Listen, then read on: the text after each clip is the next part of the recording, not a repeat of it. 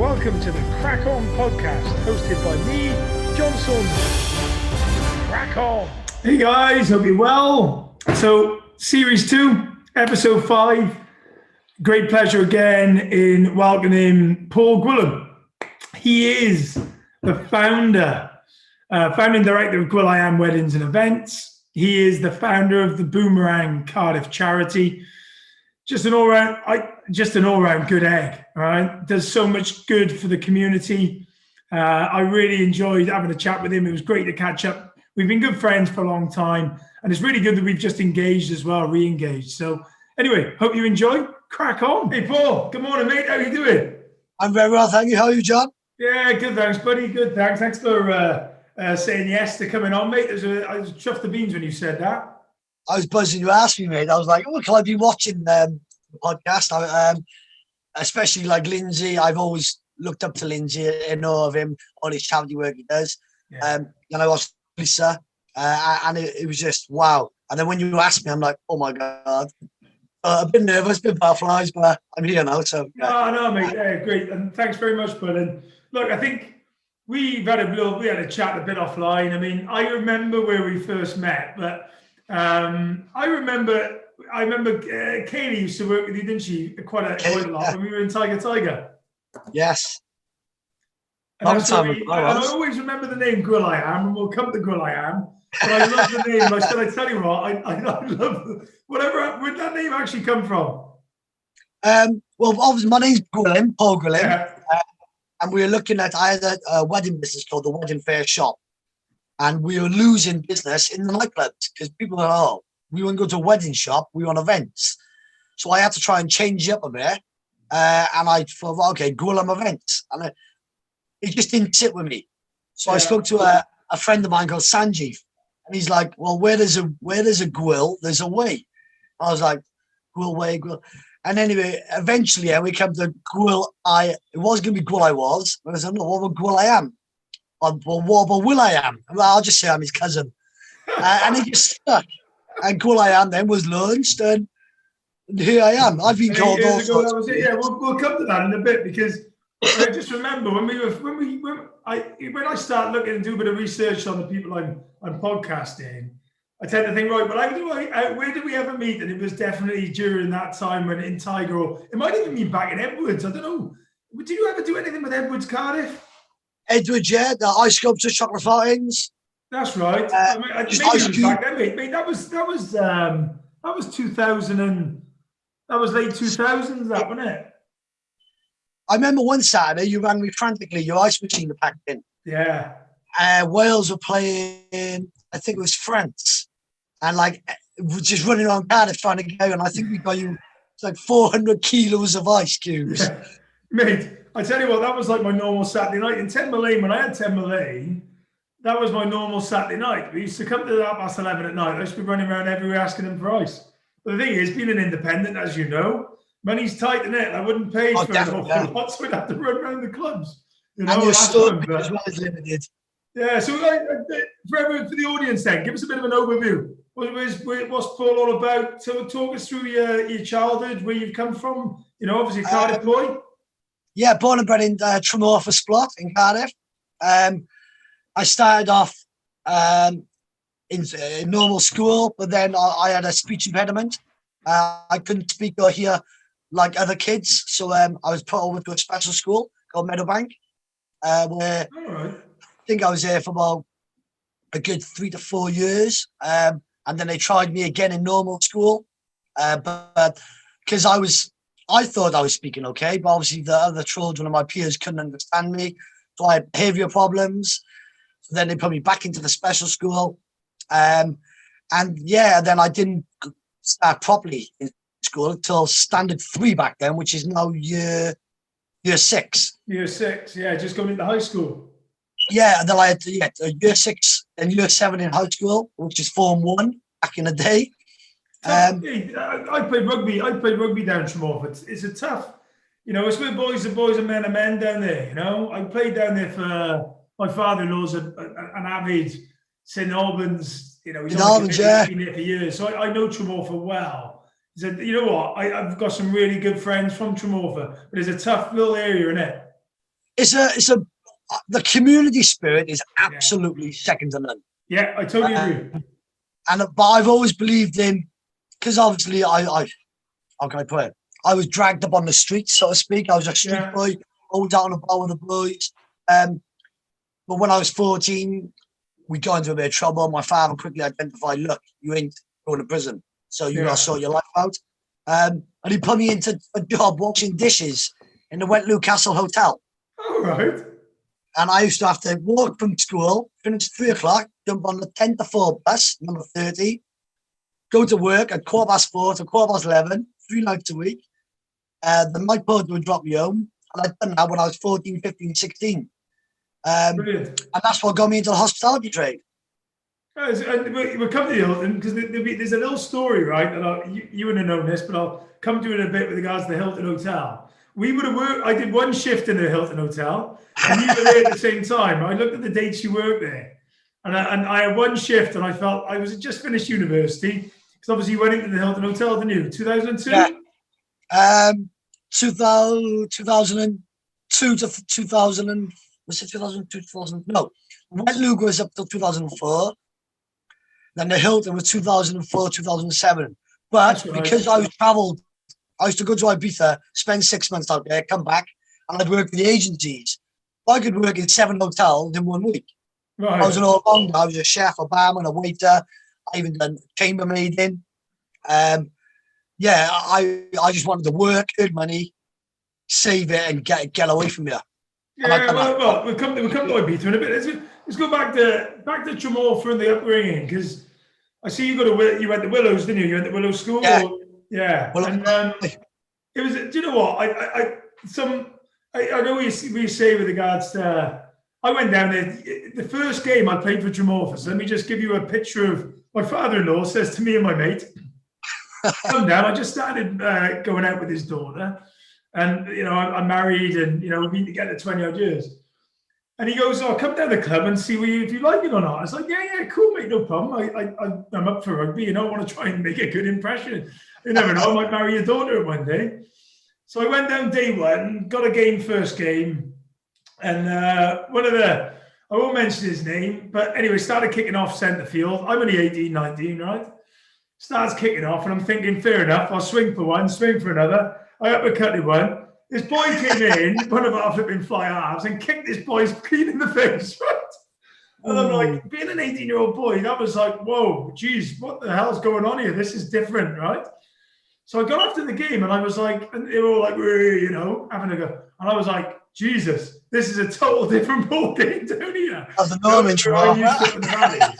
And I tell you what, like from that day onwards, even though it was a baptism of fire, I absolutely loved it. And that community feel you said was absolutely bang on. We got married in St. Albans Church. We got spot roots, but the family roots are massive, aren't they, down that area? You know what I mean? The community's big. Our community's huge in Splotmore, Amsterdam, Road, because of the Star area. Unfortunately, sometimes it only shows when somebody loses their life. Yeah. But when on the really sad occasions when people have lost their life, just being part of the community, watching everyone rally around and really be there for one another, I wouldn't have it any other way. No. I always said it's not the area, it's the person, but it's the area that makes the person as well. Yeah. Well, I remember down in that area, the Abrahams. Abraham, yeah, David, yeah, I know David. Yeah. But it was funny enough. I didn't want to mention it, but it was David, the one that was in that story. And obviously some tragic stuff in that family. It cuts me up to even think about it and talk about it. But I remember coming to the funeral. I remember, all those times. Like I said, that community spirit is just the essence of what it is. And like I said, it's a shame that it has to take those moments to come together. But when it does, it's a special time, isn't it? Oh yeah, it's truly special. And not that you wish for anything like that, but watching and experiencing the community come together it's just magic. It's magical. It really is. Yeah, it is. Yeah. So talk us then. Right. Okay. So you went from school. You came into the hospitality trade then. So from 14, 15, 16, you were doing that in the hotel. That's similar to sort of my background, really. I started about that time as well. So that's great. Where'd you go? What happened from there? I was in the Wentlow Hotel, and then a friend of mine was on a training course when we went to Birmingham. So I went up for a bit of a gander to see what it was like. I met a chef called Paul, and he offered me, back then it was called the chef de party job. And I was like, wow, because at the time I was only like a little commie. I was like, you know, I can do this, Come home. It was a Thursday night. Never forget, coming home on Thursday saying, Dad, I'm going to Birmingham. Yeah, whatever, son. My mother's like, no, you're not. So I am. On a Saturday morning. And never forget, I took my little black and white television under my arm, my suitcase, backpack, bang. I was on I coached Victoria, New Street Station. Yeah. And that was it. I hit Birmingham, the Quality Norfolk Hotel on Hagley Road. And I stayed there it was a good year. And I was just in awe of it. I loved it. I matured quite quickly. Yeah. Like I started hanging on with all the boys and the older generation. I was no longer a little Tremorfa boy. I was in the big wide world of earning my own money, buying my own clothes rather than depending on mum and dad. And yeah, it was crazy. What were you chefing? What were you doing then, bro? What were you doing, chefing? I was a chef, in the Quality Norfolk. Yeah, mate, I'll tell you what, I've dealt with chefs all my life. Since obviously being in the leisure industry, and chefs are a different breed, aren't they? Honestly, I can openly say they're a different breed. And you'll know what I mean. They literally, honestly, there's doormen, there's chefs, and they're in their own sort of, any manager will say they're one of the hardest departments to manage. But when you get it right, it's sweet, isn't it? I totally believe and agree with you. Because after Birmingham, I eventually come back to Cardiff. Yeah. And I was then into like the restaurant and bar. And one of the chefs I used to work with, a guy called Chris. And I was now F&B. So I had to manage the kitchen. Yeah. And I'll never forget the argument over a bloody orange. We had a German touring, 57 people on a Sunday night going from Ireland to Cardiff and then back to Europe. And all I wanted was an orange. And I walked in the kitchen and I said, Jeff, need an orange. My GP. I was like, for Christ's sake, it's a bloody orange. That's all I want is an orange. They've had their dessert. And in the end, they're throwing it at me. We had a big bust up. Yeah. And then 10 minutes later, we're hugging, going, oh, we shouldn't do that in front of the staff again. Yeah, chefs are very hard to manage. Yeah, very hard to manage. But you know what? As I said to you, when you get it right, there's some harmony. I remember, I'll give you a story. When I was in 29, and my boy brought it up the other day back, actually. Again, I won't mention names of the chefs, but I got a call. I was at home. I got a call saying, John, you better come in. We got Christmas dinner in half an hour. Bearing in mind, I was sitting 150 people, right? And the chefs are threatening to walk out because they haven't got whatever it was, right? I'm like, you're joking. Put him on the phone. Put him on the phone. He said, John, that's it. We've had a tits full. We're going.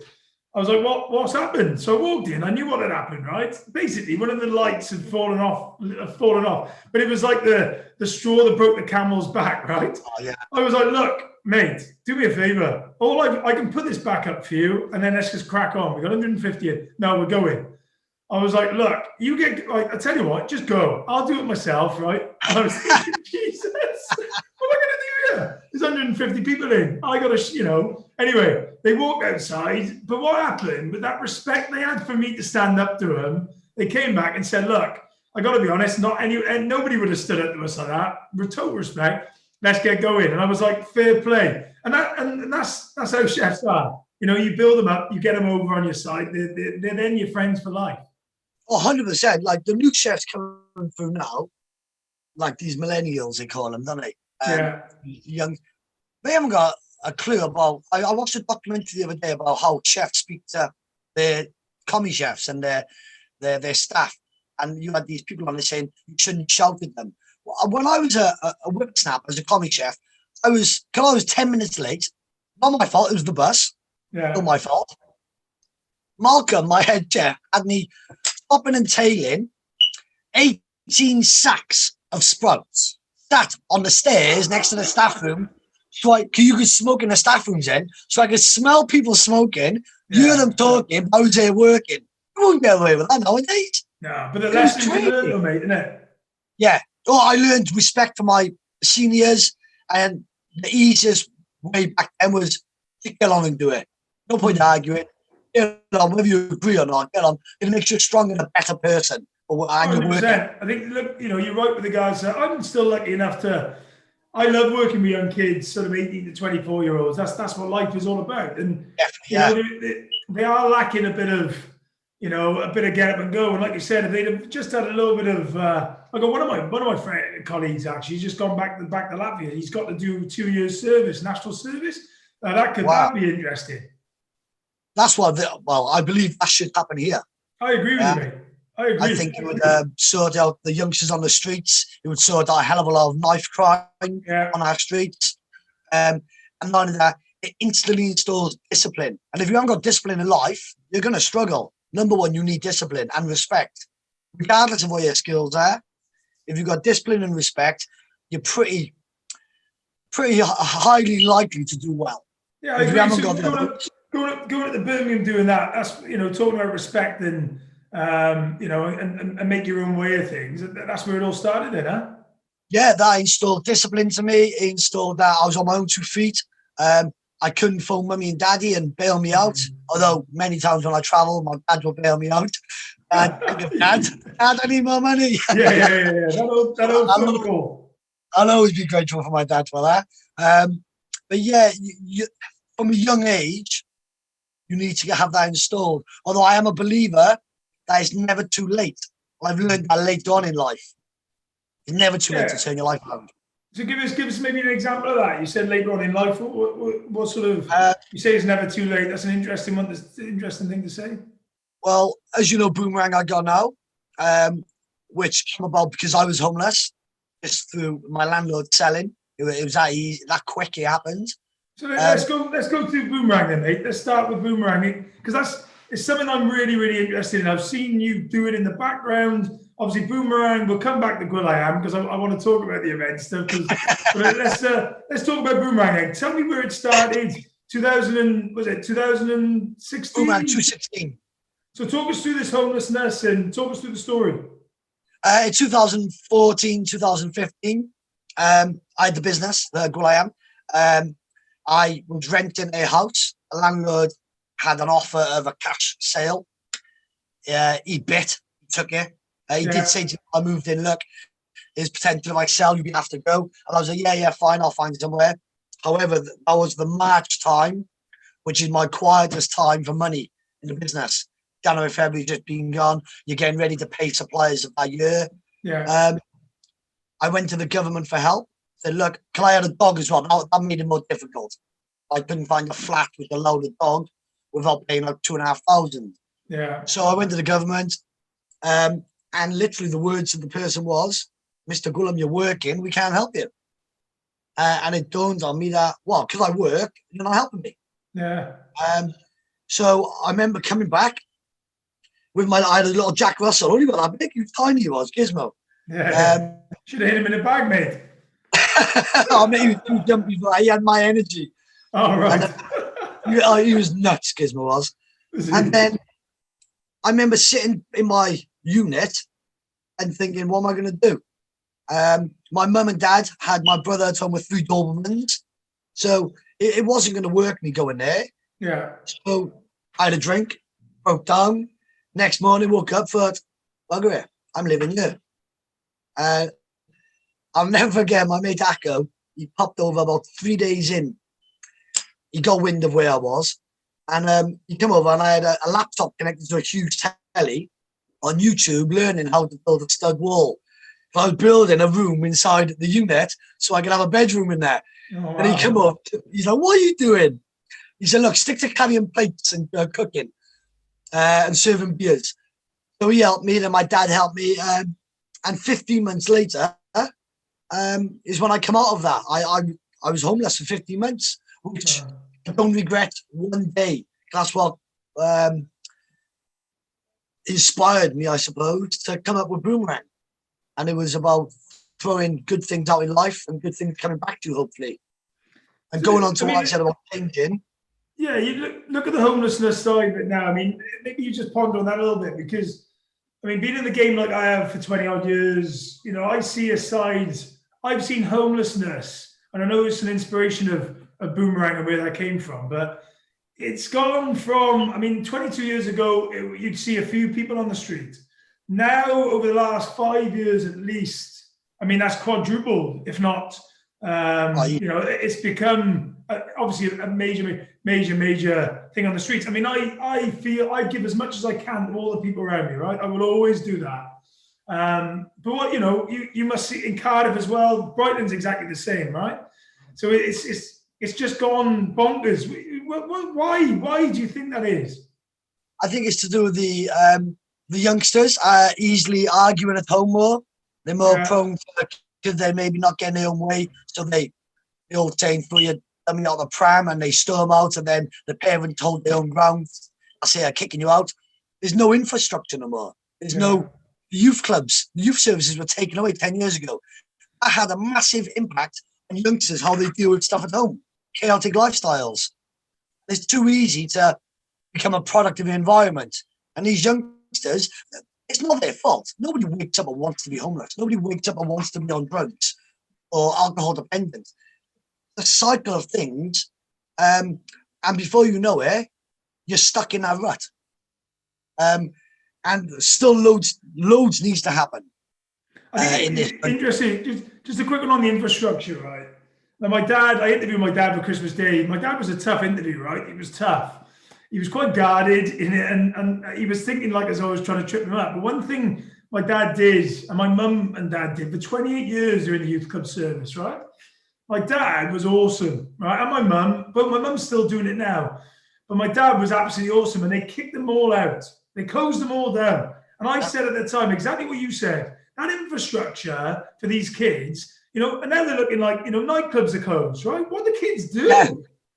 Where do they go now in the night times, especially on a Friday and Saturday?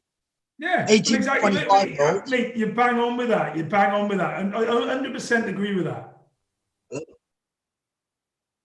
So so talk me a bit about Boomerang then. So Boomerang is a charity then evolved from that? Like I said about it's never too late. I met this gentleman called Rodri. He was living in a doorway of Next in town, just off Queen Street. Right. And he used to get up with the girls, go around town, feeding the rest of the homeless. In essence, be the girl's security guard, so that nobody would give him crap. He would then go back to his own doorway, sit there, have his meal, have a few more drinks, and go to sleep. But then a light bulb must have went off, and he come down here, started volunteering with me, and now 4 years on, he has his own flat. He pays his own way. He's full-time employed, and I think I just heard him now. Yeah, he's next door now. He is, because rather than sit at home getting wasted, nothing to do, he'll come in and he'll make some wardrobe, so he'll plod along. And he is my inspiration now daily. I look at him and go, "Wow, this is what it's all about." That's amazing. And you can't buy that. Talk us back then. What is Boomerang? What is it all about? Obviously, it came from your own experience of being homeless. Talk us through what exactly the charity is, because I've obviously given things to it. I've bought things from you, and what is it, and why is it so important to the community? Boomerang Cardiff was set up initially to help working families. Right. Because I identified that nobody helped working families. So if a working man, woman, family, fridge freezer packed in, you can't, unless you got £300 per side to buy a new one, you can't get no help from nowhere. So what my plan was is to have a children's activity centre to cover the bills. And we'll have one area, and throughout the year we'll help 100 families. But within 63 days, I was watching a video yesterday, within 63 days of starting, 597 families were helped. Wow. Because it was a free-for-all. So we quickly identified that, okay, we can't just give away free washing machines, free fridge freezers, beds, etc. So we went on a referral process. But if you're working, you can come to us, and if you haven't got money now, it's all done on trust. I was just saying, well, pay me payday. Not one working family has ever not paid me. That's amazing. They've always, because they appreciate the help which was given at that time. However, this pandemic, it's not people's fault they're not working nowadays. jobs are sparse. It's difficult to work. So we've been instrumental in helping the government and the local council move on homeless families, especially in the lockdown. So we got like different projects and we're constantly evolving. And that's how I never want to be a static charity. If times need to change and we need to change, we'll change with it. Because that's how you stay ahead of the game. And we're self-funded. That's the thing. But you know, you being an entrepreneur is obviously you've added your entrepreneurial side of it and brought that to a charity. In essence, you're self-funded, but I take it you're funding your way through. You charge things. The money you get there goes out to the families that need it. Yeah, we got at the moment. You're until big for lock this down. We had a furniture shop in Barry. We had a second-hand furniture shop in Cardiff, a cafe in Cardiff, and the revenues from them were helping us sustain ourselves. We have plans for bigger projects in the future. I cannot wait till January. I got some fantastic meetings lined up. So that's when I'll really put the cherry on the cake and I'll know then, right, I've made it. Because I want to get to, at the moment, I've got 13 staff employed. I haven't laid anyone off in the pandemic, kept them all employed. The next year, I want to take it to 20, and I want to help start 10 startup businesses, youngsters, 16 to 25-year-olds. So I was going to say then, what is 2020 when you talked about there being the cherry on the cake? What does that look like then for 2021? Boomerang, where we are, I want to buy the park. It's 4 industrial units with it. I then want to have an on-site kitchen, which can train chefs, train youngsters how to cook. Yeah. We're training them how to cook. Those meals will go out to vulnerable families who are struggling. We'll also have for anyone. So one thing with a charity I've realised is that a lot of working families feel like they're begging when they come to a charity. Like, I'm proud, I don't need charity. So if I use it as a retail shop, they won't feel like they're using a charity. Yeah. So anyone can come down and get a big bag of shopping, maybe worth 30 quid for like a fiver. And we'll be able to help more in our communities, as well as volunteering opportunities, work skills, upskilling people to get back into employment, but at their own pace. How are you going to do that then? What's your plans around that? Is that something in-house you're doing or working with the council on that? It'll all be in-house. The council are fab. We will team up with other training providers, which I've already spoken to, which I'm really looking forward to. The main project will be called the Penthouse Project. So if I ask you, what's your interpretation of penthouse? Well, I was going to say then, quite luxury up the top, sea view. That's what I think of when I think of penthouse. Totally, but everybody needs. If I use my phone, everybody needs a penthouse here. Yeah. Yeah. Everybody thinks your penthouse is the best. You can't build that unless you build this. Yeah. So we're all about building the foundations, and in between here will be building blocks: life, friends, social activities, work skills, and we'll help individuals build their perfect penthouse. Whether that be a 4-bedroom house overlooking the sea. My perfect penthouse is 2 up, 2 down with my family. That's it.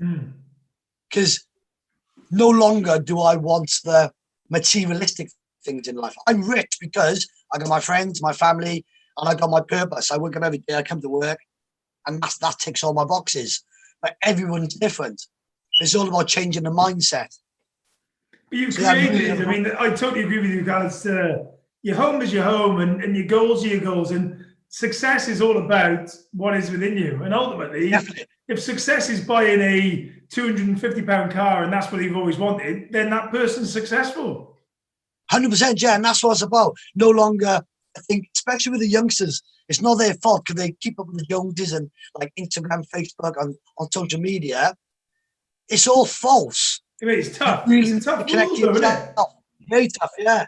I think it's I look at social media now. Funny enough, I've got an episode coming out. Episode 7 is a guy called Jason Dunlop, and he's into the data world, right? Very, very interesting guy. Lovely bloke as well. Does a lot of volunteer stuff at the RNLI. But he was talking to me, just got me thinking about like the impact of social media, and especially on kids. Like I said, what do? Well, they can't do anything else now apart from go on the social, and everything. Yeah. Well, my boy is connected, you know, and it hurts me sometimes to see it. You know, I want to drag him off it. You know, it's a tough world for these kids. Yeah, because we grew up, well, we had to wait half hour for a game to load. Yeah. These kids now, if the internet even buffers, they're going, the internet's going off, and they're going crazy. Yeah, but what you said, the thing is, mate, sorry to interrupt you, but the one bit you said earlier on, which is something that I totally and utterly understand, is that people not feeling like as though they can ask. It's even worse now because of people want those shoes to take a photo with, or they want those, you know. So these material things. I mean, it was actually really good timing. I sat in my front lounge yesterday, and I watched over the road, and I knew what was happening. This guy was going around, and I wanted to come out and give him a hug. He was giving out food parcels, right? And two of the people on my street had them delivered to their house. And I just sat there and went, this is where we are. This is life. This isn't happening to the person down on the street that's outside Tesco's. It is happening outside your own house. These people need support, mate. It's unbelievable how many people you probably know who are in receipt of help. Totally. But that's an interesting bit, though. Do you think that do you think the stigma around asking for help is loosening, or do you think could we do more about it? What do you think on that? I think it needs to be, one thing I've identified here with Boomerang and like sort of being a charity is that for too long we've had these certain groups in society where they're entitled. I'm not sure if I'm right or wrong. I'm a believer that you only get out what you put in, and you're not entitled. 100%, mate. 100%. However, you have these intergeneration families who they're just following trend on benefits. They're never going to work. Their grandparents never work. Their parents never work. They're never going to work. We need to break that cycle, and we need to hit that in the schools. I was just going to ask you actually, how do we do that? I mean, I agree with you in regards to the schools, but how do you do that? Well, we've done some fantastic. I've gone and St Albans School actually. They sat me. It was like mastermind in a chair in the hall. I was sat there like that, about 200 piercing little eyes looking at me. Mm. They had 10 minutes to ask me any question. Right. Mate, it was horrible, but so magical at the time. And that's what we need to do. We need to hit these youngsters, these like 5 to 10-year-olds, get in there and let them realize that you need to have a skill. You need to work. You need to have, so you cannot rely on anyone else but yourself, be able to go and get that. Because the state benefit should be there to help you when needed, not to rely on for life. We've only got to see now through this pandemic, you've got working mums and dads who are unable to feed their kids on holidays, but people who don't work have been given an extra £20 to feed their kids. Where's the fairness in that? I'm not saying don't give it to them. Marcus Rashford, what he's doing is amazing. But it should be all children, not the group of people who are means tested.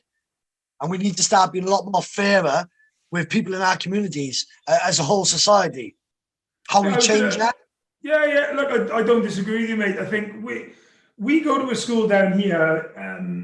It's a Catholic school, and it's diverse, right? You get your really well-off kids, and you get your really not well-off at all kids, you know. And one thing that the school does very, very well as a Catholic school is it supports everyone, right? And I love that in the school. I love the fact that they support everyone. And ultimately, it is about educating that side of it because, like you said, it's a cycle, mate, isn't it? It's a cycle. It's how you get out and break out of that cycle. Yeah, and support doesn't necessarily have to be like financial. It could just be a quick conversation in the playground. Are you okay? I know you're working your backside off to pay your bills, but can we assist with anything? Would your child like to attend a group? Can we offer some childcare? There's so many parents who would bite the teacher's hand off and the support network if only it was fair and for everyone. So we've learned a lot over the last 4 years, especially this year. And next year, as an organisation, I didn't realise how much impact we have until this year. And Talk us through that then. Talk us through that. Talk us through that. That sounds interesting. Well, this year, the amount of just little things like I've been in a shop, say in Lanishan, and some little old woman going, "Oh, you're Boomerang Paul." I'm like, "What?" And I'm like, "Oh, Boomerang Paul." I love that. I used to be called Chocolate Paul or Ice Paul or Wedding Paul. Mate, I've been called all sorts of Johns, let me tell you. And to see the impact we're having, knowing that people can rely on an organisation, and we're straight shoot. A lot of the public, a lot of the feedback I get is, "Paul, don't change because you are a straight shooter." Yeah. Because I like black and white. I don't like grey areas. Mm. And if I think you're taking advantage or taking a mick, I'll tell you straight. Yeah. Because I believe in fairness. And also, if people are manipulating the system, I look at that, they're manipulating my volunteers or even my paid staff. They may be paid a salary. Every one of them go above and beyond for their salary. Yeah, I bet. To the extent of 20, 30 hours a week sometimes. I've got to have them take a break. Take a break. I bet there's a few examples that you've been, because you've got to be taken to the cleaner sometimes in order to learn, mate, haven't you? Oh yes, definitely. Sometimes where the public got big hearts, they've asked me to help this individual. I've gone, "Look, I've been hit." "Oh no, she changed her life," so I've let them learn themselves. There was this one girl wanted clothes. Remember that the pens which mark notes? Yeah. I said to this lady, I said, "Look, all you got to do is mark the coats there, give the coats to the girl. You can't see it by the naked eye, but when you take a photo of it, you'll see it." So she did it. Within an hour, all the clothes given to that girl, they were all on country being sold.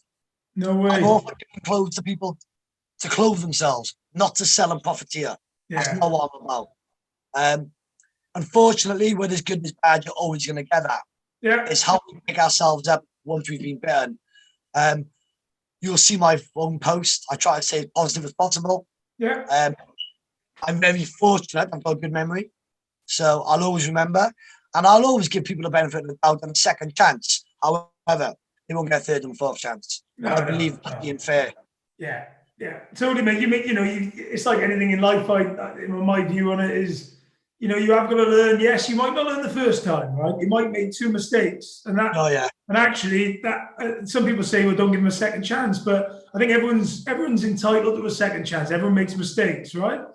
But I think if you don't learn by the 3rd or 4th time, then you can't have the support because you've lost it. Then Yeah, and how many more chances do you give that one individual until they learn?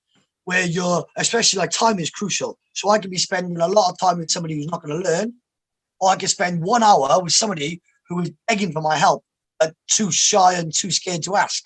Yeah. Who will learn quickly, who will take the help needed, who will turn their life around. And many times we've done that. Not so long ago, one of my most sort of emotional moments here, a guy turned up, he built like a brick wall. 6 foot 8. Yeah. You meant to say shit house, did you? I was going to say it, but I keep it. It's all right, mate. It might be early morning, but it's fine. It's adult only, so it's cool. I've learned when not to swear nowadays. Mate, you work with the council enough. And what happened was he came in with a friend. He'd gone through crap with his missus, and he got a room in a shared house. We walked on my centre, having a chat with him. And by the time we'd finished, got to the front door, one of the guys here, by communicating with myself, everything we spoke about was a music system, coffee table, bedding, bed glasses, an alarm clock, an ironing board, a closed area, and a fan. Had it all ready by the front door. So we got there, and a TV. So we give him that. By the way, have a look on that rack. Any DVDs you want? I was like, I got the money. I said, don't worry about that, mate. There you go. Get yourself back on track. When you saw it, just look. If you're ever going to donate to a charity, look to my charity. Yeah. He started crying. And to have a 6 foot 8 brick shut out there crying, I'm like, stop it. They're the moments where it's horrible, but so magical because you can't control that emotion. But then I know I'm doing right. Yeah. and the team are doing right. As long as we keep doing that, we're going in the right direction. Well, look, I think ultimately, mate, it's like anything in life, isn't it? You know, if you do more right than you do wrong, you're always going to do better by people, and that's the mantra I've always worked off, and you can tell that's where you are. I try. Yeah, I know you try. I know, and then I love that. No one can help everyone, but everyone can help someone. I love that. So, talk me through that. Um, I don't even know how we came about it. We're trying to think of slogans and And I've always strap been lines and strap lines, stuff like that. And it came about and we stuck with it because it's so important to what our message is. And yeah, nobody can help everyone. And when we opened the doors when we first started, and 63 days, over 500 families, we realised, well, actually, we can help everyone. But if everybody who's asking for our help tried to help someone else, the world would be a better place. yeah. And it sounds like a cliche, but it's true, isn't it? It's so sometimes the most simplest cliches or simplest sayings can have the biggest output and biggest impacts. Yeah, And no, I totally agree. But talk about lessons learned then for you. So the Will I Am, obviously we haven't really gone through that very much. I mean, how much time are you dividing between Will I Am and Boomerang the charity? well, this year, Cool I Am's non-existent because of the pandemic. Or I got 82 weddings cancelled or postponed. 82.